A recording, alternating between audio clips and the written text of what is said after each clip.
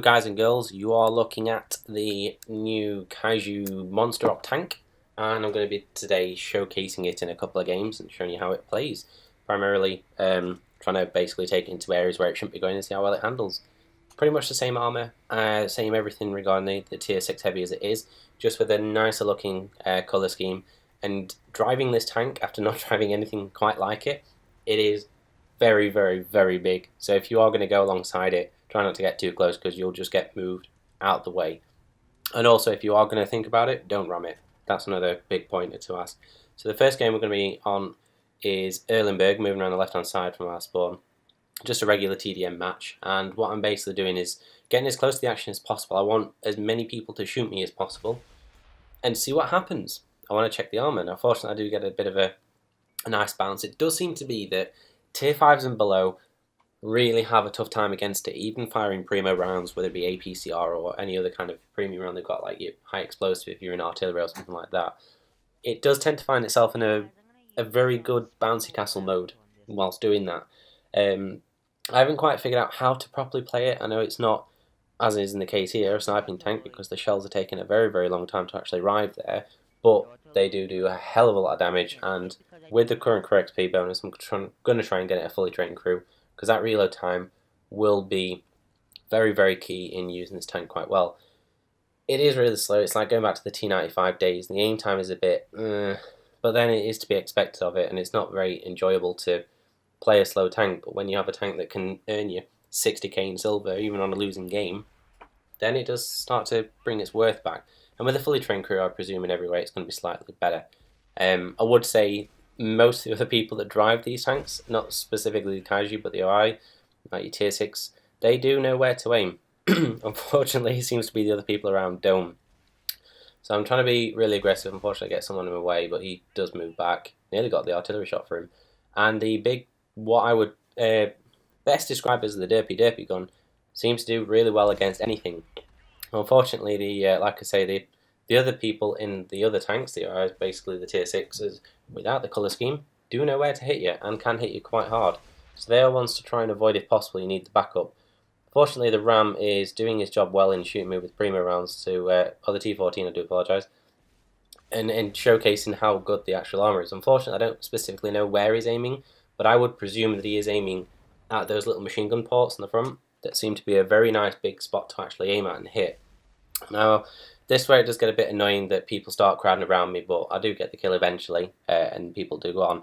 As you can see, a decent amount of damage, but that silver earning, the 60k silver, is a lot, considering I wouldn't say I did very much in the game. Now, the next one I went into, I was actually bottom tier. There were a few tier 8s in this game on Fjords. Again, similar principle, I'm trying to see what happens. Fortunately, the tanks that we come across are quite far away, and with them being tier 6s, it's highly unlikely that they're actually going to do any damage to me whatsoever because of that big bulking armour.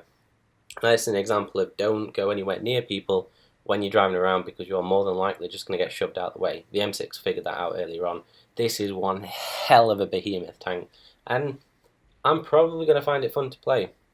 Just on the base of the 60k silver, the size of the tank and what it can do, and I am finding myself in, I would say, I'd like to say they played 4 games and we were bottom, their top tier. We were out of all and bar this one, but the performance of the tank in these types of games is brilliant. As you can see, I had a little drag race. You can see I'm just edging in front, but that's thanks to gravity more than anything else. It is going to be one of those tanks I'm going to use as crew XP earner, and train them up in 6th sense as quickly as possible. And because I am finding myself in games where I'm not going to be bottom tier all the time on a regular basis, it does really, really help. So the armour being used against people that can't or don't know how to aim at it properly does give me quite a big advantage in the game itself. And you can sort of see how it plays in terms of its ability to aim, reload, actually manoeuvre around the map as well. The questionable part is that tank in front, which happens to be the Kaiju, which I didn't manage to hit very well. Again, it could be poor aiming, but this is just the first part of the game, just trying to go a bit hull down. I have noticed that when you come across these tanks themselves and they do know where to aim, even if they aim at your weak spots that are being bounced by tier 6s, tier 5s of mediums, like your M4s, your Rams and things like that, they do bounce on a regular basis. When you come across the tanks of this basic, if it's Kaiju or the only that's in front of me there, if they do hit you in the same spots, they will pen you quite often. and will do a large amount of damage, so you just have to be wary of that. You do definitely need the support from people on your own team. You do need the support from artillery if there's one available, but you also need to remember to stay artillery safe, because this is effectively a T95. It's a massive artillery magnet. Now, people will eventually learn how to shoot it properly, but for the time being, if you get one or have the tier 6 variant, you're not going to have that problem very early on. You might find it a bit later, maybe like a few weeks' time, when people figure out how it is that you're meant to get rid of it. Now, unfortunately, in this game, it doesn't quite pan out the way we wanted it to.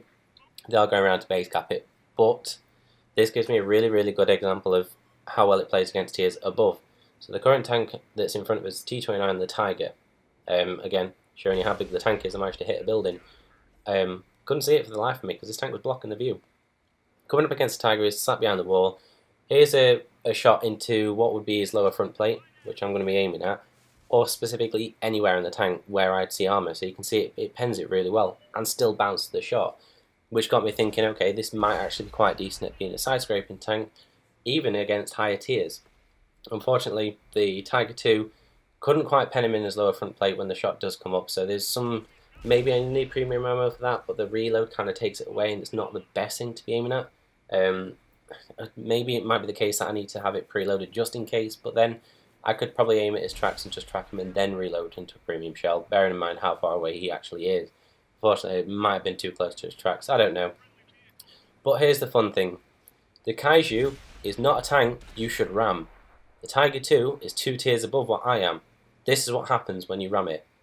Yeah, he loses 280 health from that ram. Don't ram this tank. Please don't ram this tank, because you will just find yourself being buggered. Now, unfortunately, his gun gets in the way for the last part of it, which is kind of a piss take, but then shit happens. But it's fun to see how well this tank goes against the upper tiers.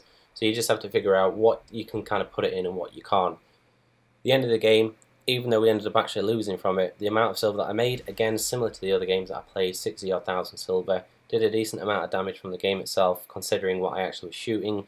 And all in all, to be able to figure out how well it plays against tier 7s and 8s, I'll quite happily take a tank and shove it into an area where it shouldn't go, just to see how well it handles, because it's only from there that you can figure out whether a tank is going to be useful. I will play this tank a little bit more and try and figure out a proper way of playing the heavies.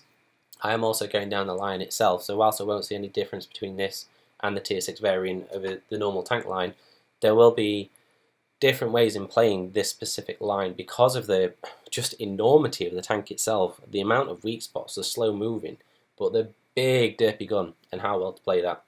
And I'll try and get some side scraping because I do believe it can do.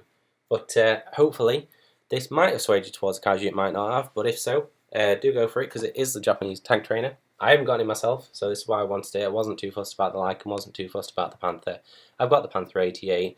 I've more or less got all my American tanks. I think I need like 2 more, and I've got the entire tree done, so there's no reason for me to get the Lycan itself.